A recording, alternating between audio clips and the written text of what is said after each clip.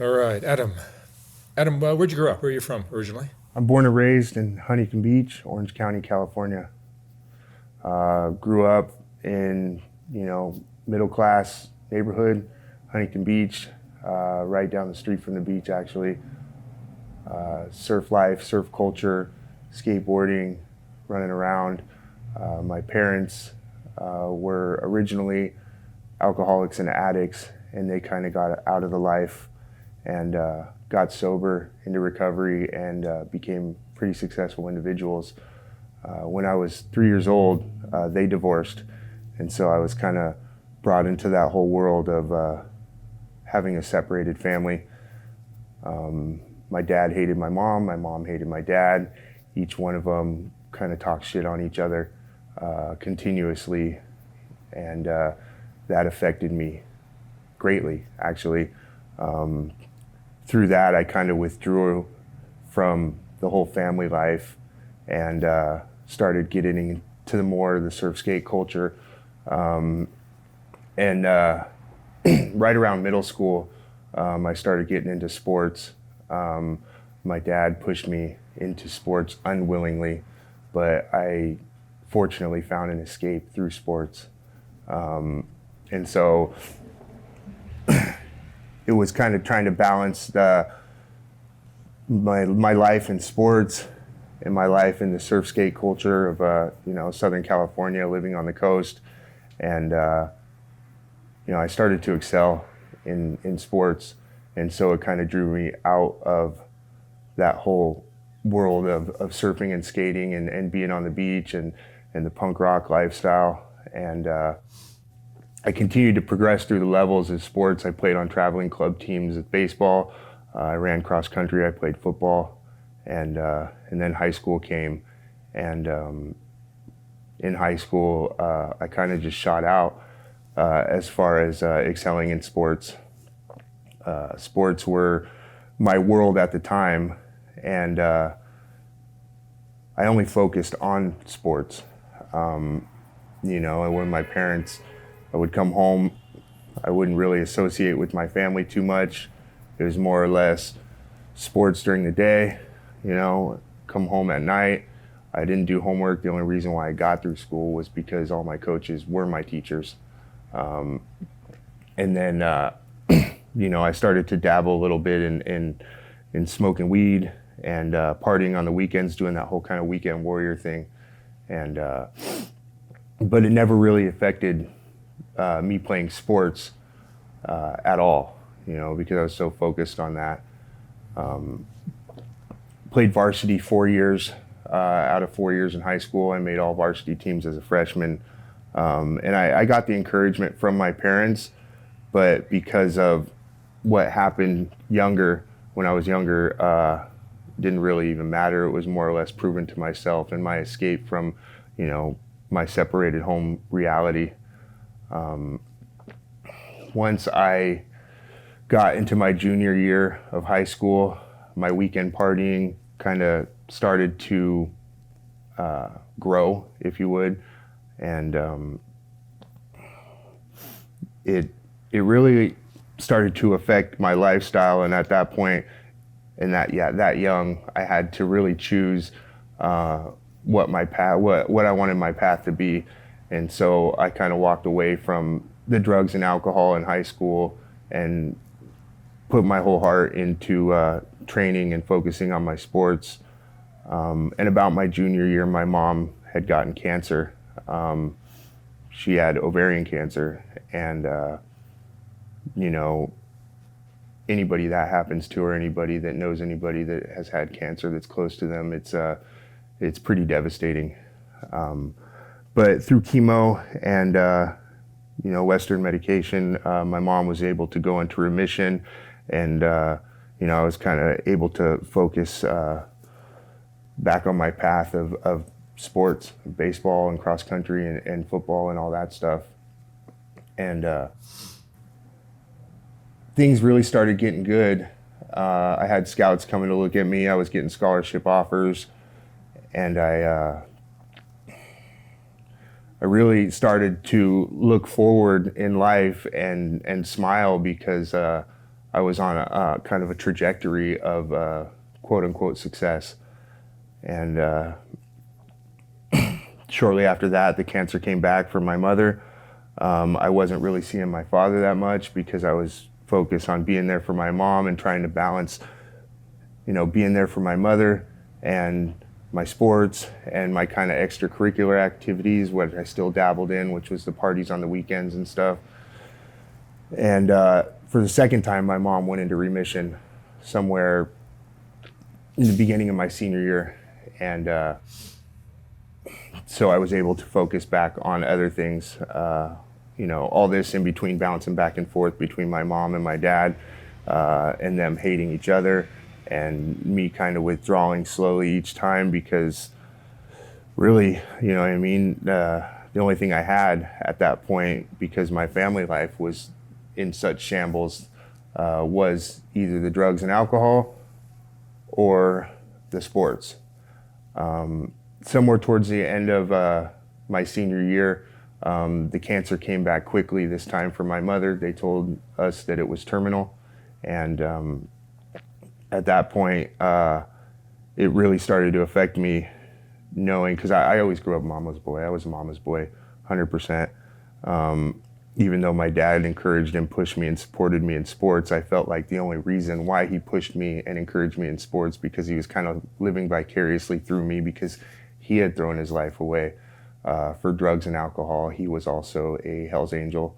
And that was his identity for a long time. And he had kind of lost his identity from when he was younger and did sports as well. So I felt he was living vicariously through me, pushing me so hard into sports. But I enjoyed it. I enjoyed sports. I enjoyed the accolades that came from playing sports. I enjoyed the camaraderie and the unity that I found in sports to kind of escape my home life. And in reality, my home life really wasn't so bad, living in Southern California, suburban neighborhood on the coast. But some reason I just wanted more than what I was getting at home. And so when my mom went into her third term on cancer, and they told her it was terminal, I had scholarship offers, and I decided at that time to not accept any scholarships and transfer to a JC local, and I would play sports there and kind of ride that out until my mom's time came and she passed, which ultimately did happen. And when she passed, I kind of tanked. Everything in my life took a downward spiral. I ended up getting an injury playing baseball, and as a result of that injury, I was prescribed Norcos, and once that injury healed and the Norco prescription ran out, I found OxyContin, and then because of the price of OxyContin, I wasn't able to afford and keep up that lifestyle. And by this point, I had just forgot about everything. The getting and using of those pills is really what consumed my life, and that's what I focused on. And I really had no other option at that point, in my own opinion. So I found heroin. And the first time I ever used heroin was intravenously. I am an IV user, was an IV user. And it's crazy how, when I think how quickly things deteriorated in my life, it really baffles me, because within a year of my mom passing, shortly after high school, I had dropped out of college. I had became addicted to heroin. I had become addicted to the street lifestyle, and I ended up going to prison for my first time. I had done a few little times, stints in county, and it really, my life really shifted at that point when I caught that case the first case, which was a residential burglary and a firearms possession, because I was trying to get the substance that I was addicted to, the opiates, the heroin, by any means necessary. Once I caught that case and I made it to prison, I saw who the cool kids were in prison, and I eventually joined a prison. Not eventually, it was actually happened quite quickly, because I was always seeking some type of outside validation. I was always seeking some type of brotherhood, camaraderie, unity, family, lifestyle that I didn't get at home when I was growing up. And joined a prison gang very young. And if anybody's been a part of that lifestyle, they know that there's not really any way to move forward or grow in that lifestyle other than going all the way in. And that progressed extremely quickly. Doing things in prison and doing things for the cause, the gang, the family, in the prison life is absolutely no fun, man. But I enjoyed it, and I was kind of getting really, a lot of things that I thought that I needed, but it turned out to just run my life into the ground.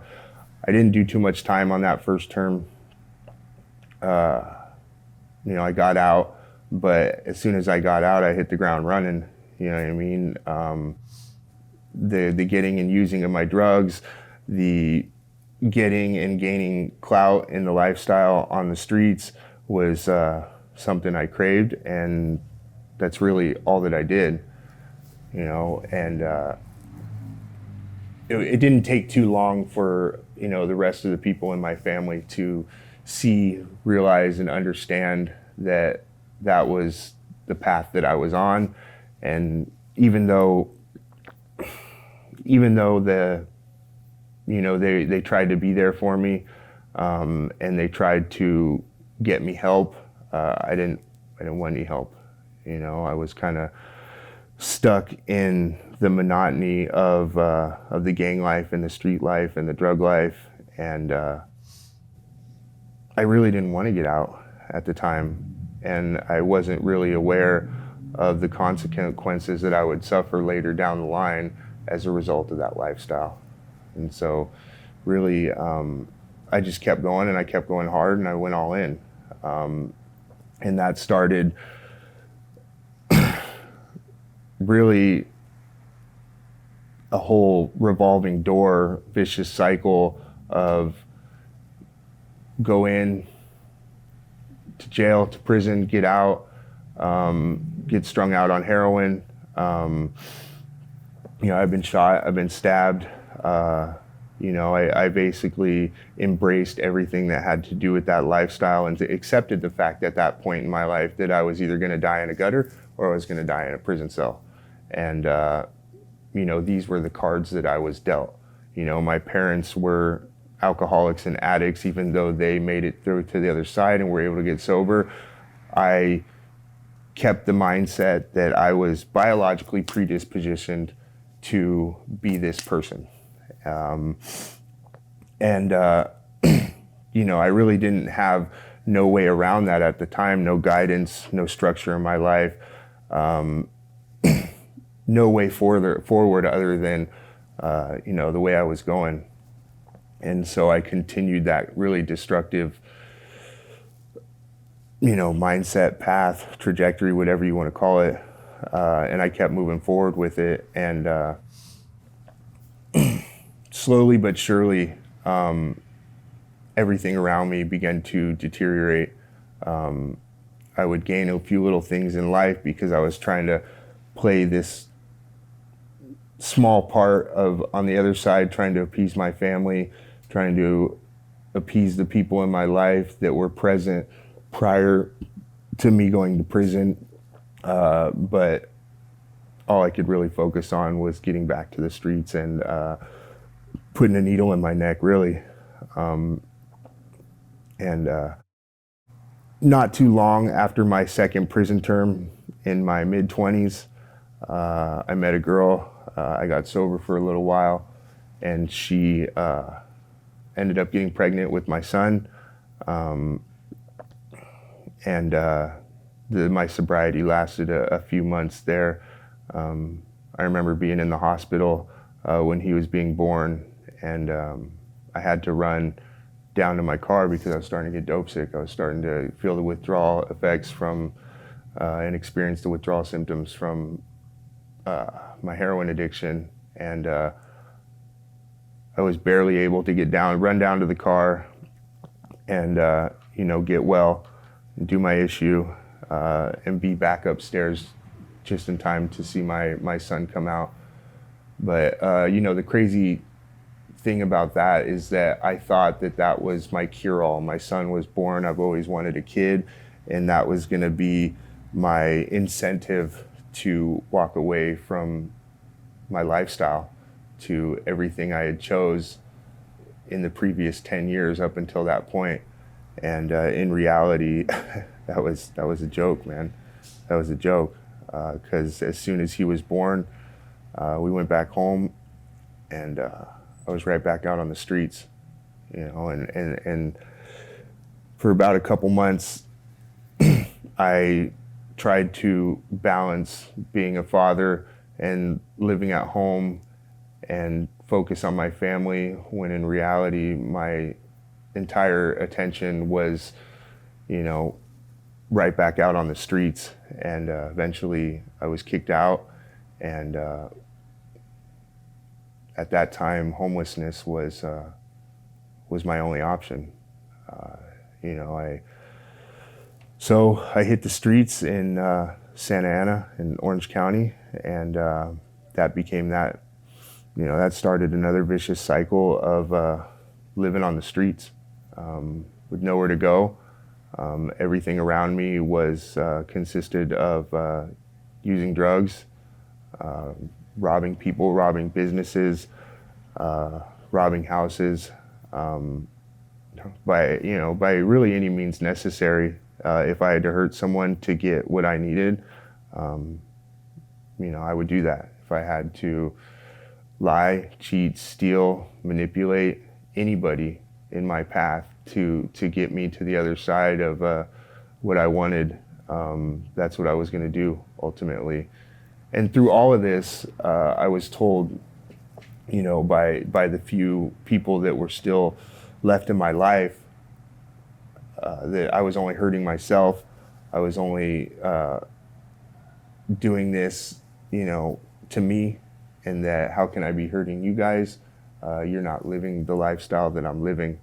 And in reality, that was kind of just a front that I put up, and I didn't realize later on in life, and when my perspective shifted, that was all just bullshits and justification and rationalization and lies I told myself and other people, so I can continue to use and live on the streets and gangbang and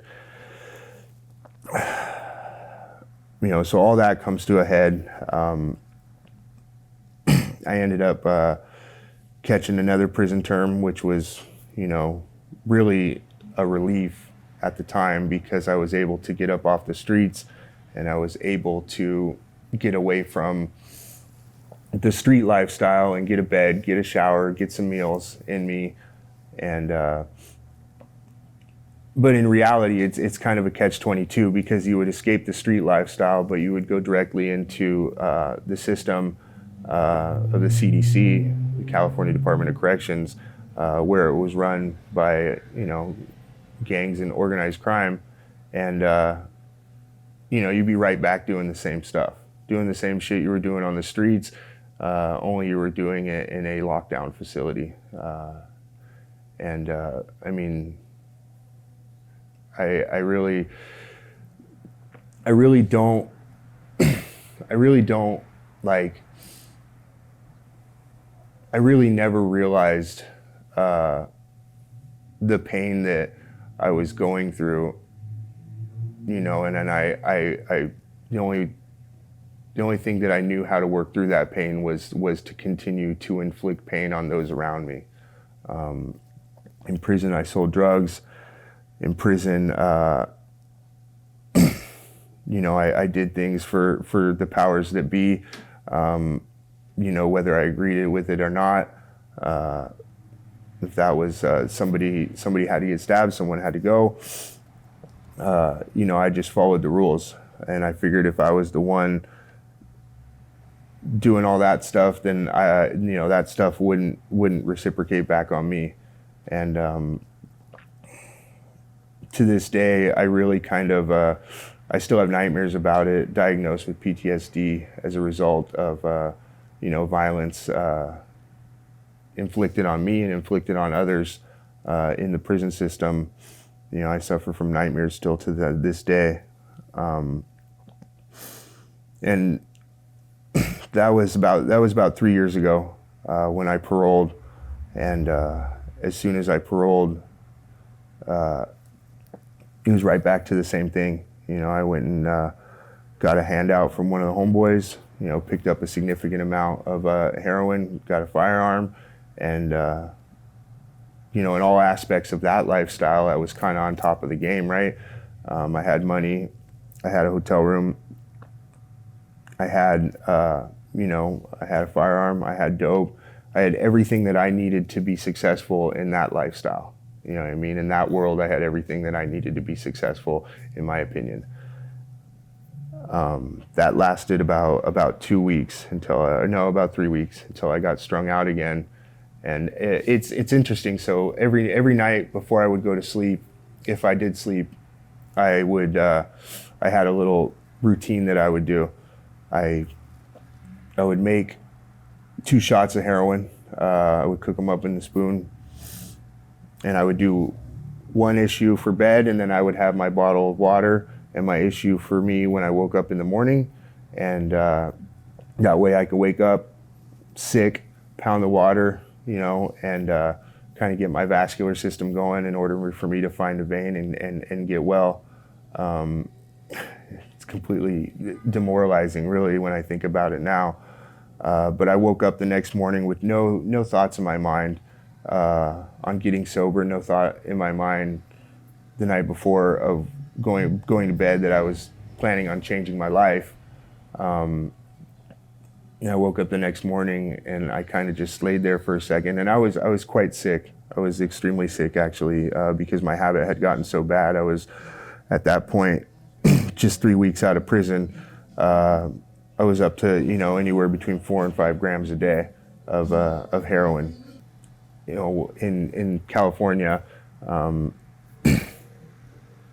it was easy to get insulin syringes so I can IV my drugs.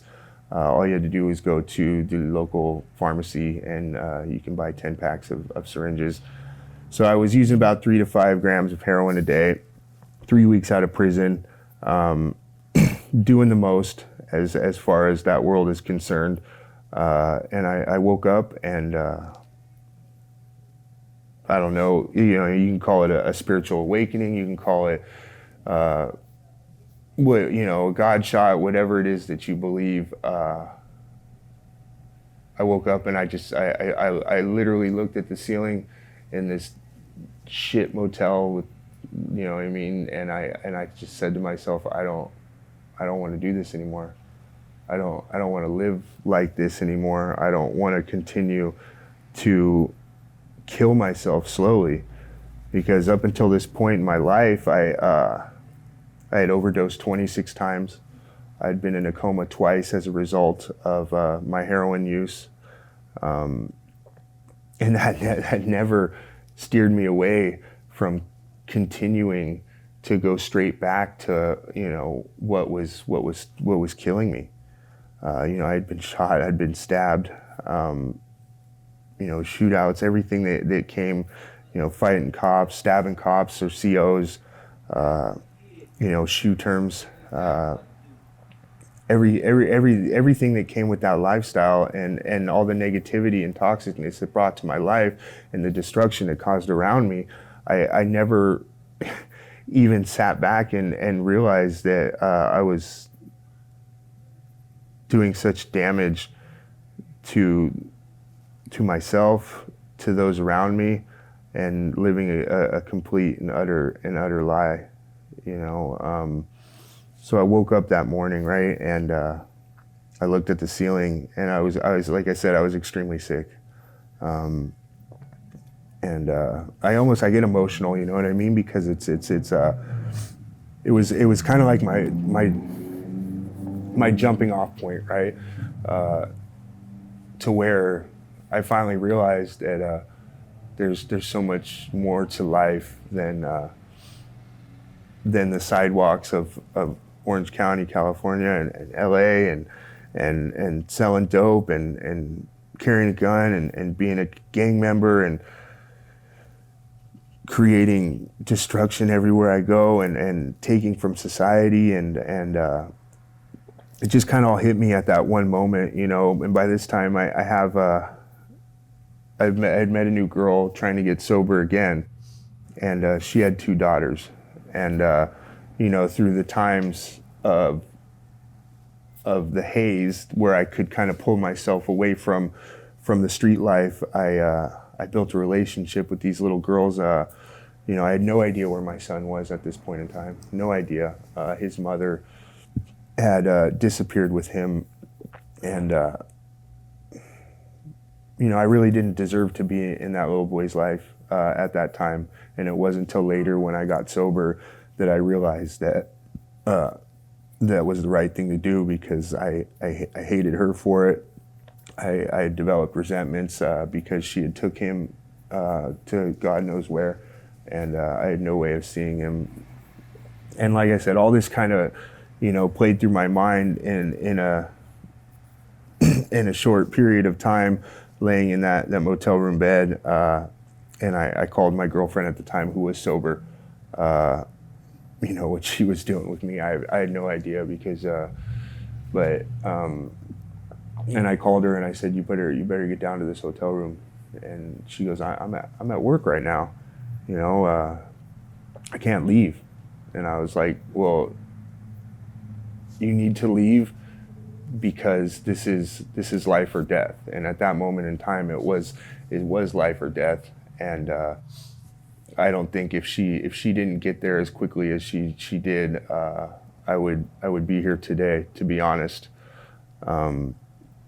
She came in, and I told her that I handed her, you know, I handed her the firearm, and I handed her the dope that I had, and I said, you know, I want to change my life. I don't want to do this anymore.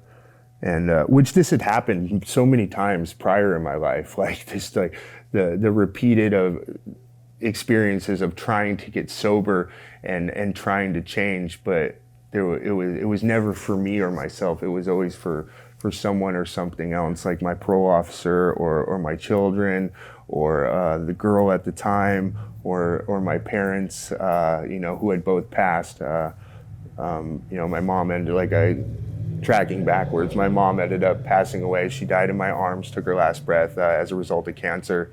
And then somewhere in between my second and third term, my dad had contracted a degenerative brain disease, cognitive brain disease that just ate him away. And then he ended up dying in my arms, and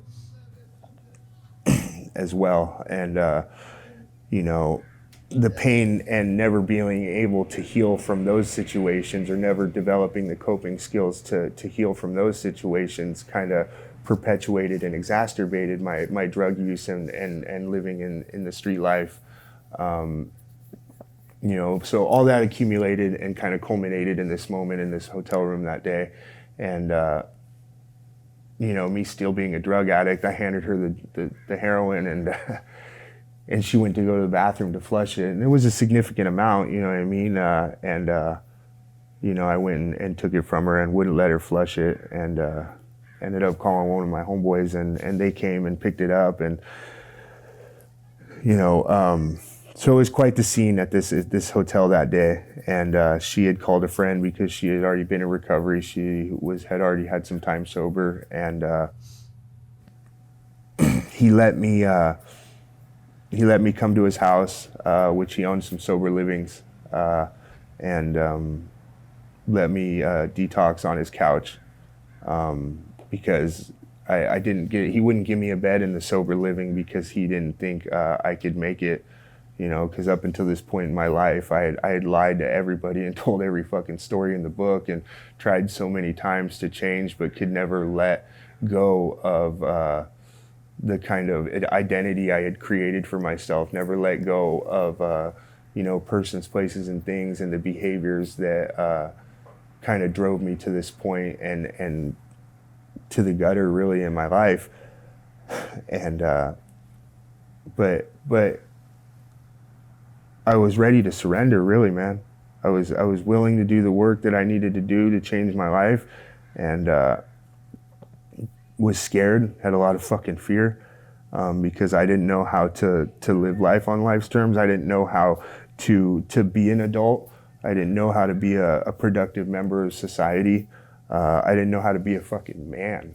I didn't know how to be a man, and all I knew how to do was hurt people and rob and steal and survive in the California Department of Corrections, whatever facility I happened to be at on that term.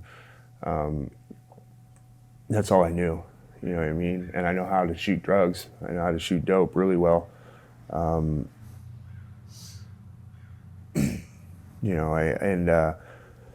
So there on, I went to this sober living and on this couch, and man, it was probably the worst. I'd kicked heroin and fentanyl and benzo, Xanax, and so many times, man. But whatever the powers that be, the universe, God, whatever saw fit that this one would be worse than anything I've ever experienced in my life. Sweating, shitting myself, puking, going through every aspect of it. But I was willing, man. And the way I look at it now, the way I put it is the pain I was experiencing throughout those years in prison and on the street, the pain I was experiencing finally outweighed the fear of change that I had. And it was really a blessing, and from that moment forward, I got to work on myself. I grabbed onto some men in my life that had walked through the lifestyle that I had up until that point and kind of got out of the gang life and got out of the street life and got out of the prison system, which never occurred to me that I could do that, right? You know what I mean? That I can discharge my CDC number, that I could actually get a job and a career and be successful. I could actually be a father. I can actually be a husband. I can actually be a man, right? Because my whole perspective on being a man was the clout that I accumulated in the streets by doing the things that come with that accompany that world, and so yeah, I just got to fucking work, man. I just got to work. I am a member of Alcoholics Anonymous. It saved my life. I really didn't know how to do anything in life. I didn't know how to get a car, other than steal one. I didn't know how to pay insurance. I didn't know how to pay rent.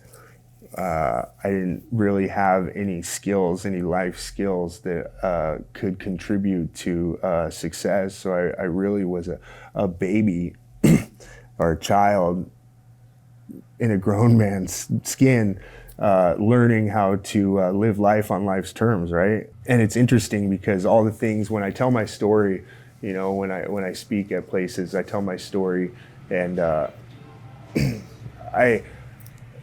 it was so easy for me to do the things on the streets and in the street life and in the gang world and in the drug world. It was so easy for me to do those things because it was what I was used to and I was comfortable there.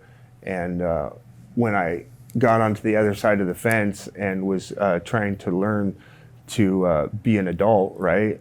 I would tell people my story and they'd be like, Like, this is the easy part. Like, they couldn't understand the things or the path that I walked for so many years and how that wasn't difficult for me. But on this side of the fence, learning how to be an adult and do the adulting thing was easy to them, but so I kept grinding, trying to do the right things for the right reason. At that point in time, I had cut everybody off in my life that I was associated with prior to making that decision to get sober. I cut everybody off. I changed my phone number. I didn't talk to anybody. I shut off all my social media. And, because that's what would always bring me back. I would have kind of an epiphany for a moment in time in the past, and I would, I'm going to get sober. I'm going to do this. I'm going to change my life. I'm going to stop going to prison. I'm going to stop hurting people, and I'm going to stop gangbanging. But I never cut out the persons, places, and things that accompanied that lifestyle. And as a result of that, I always went right back. You know what I mean? Right back to the dirt, right back to the mud, right back to the gutter. And this time was serious, and it was real. And so, like I said, I got to work. You know what I mean? I started hitting meetings. I started, I got a sponsor. I worked the steps. I got right and did the internal work that was necessary in order to reflect my external life. Because before, as a drug addict, you know what I mean, we're real good at painting this pretty picture on the outside, kind of this high definition fucking front of that everything is good in life, when really inside I was just destroyed for so many years as a result of my parents' divorce, both my parents dying in my arms and never really healing from that, and the pain that caused in my life. And so I kind of inflicted pain outwards, you know what I mean? But every time I would talk to anybody, I was doing so well, I was feeling so great. And I started to do the internal work that was necessary. I started cleaning house. And through recovery, I have found, it's super cliche. And if anybody's involved in AA or anything like that, they know that, you clean house, and you help others. And, I started doing the pretty major inventory on my life. And I met some people who are the closest people to me in my life. I started working with these people and doing things really to give back, right? You know what I mean? To give back what was so freely given to me is what we like to say. I work today. I'm a certified substance abuse disorder counselor. I'm currently going to school to get my degree in psychology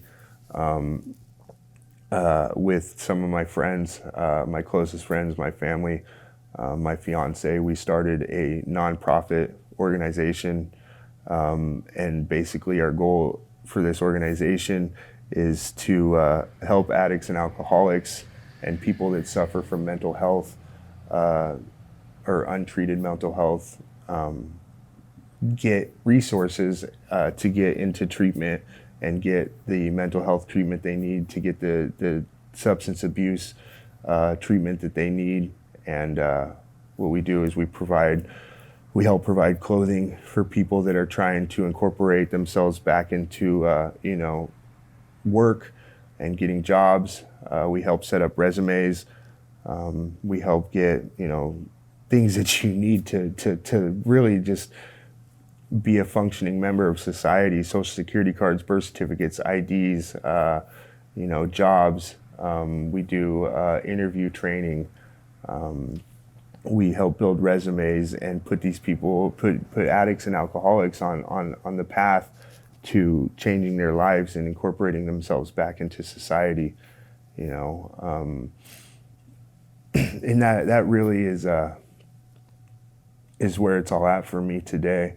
You know, I have a career, I have a life that I can't even put into words on how grateful I am for it, you know, and that's the important thing for me is the gratitude, right?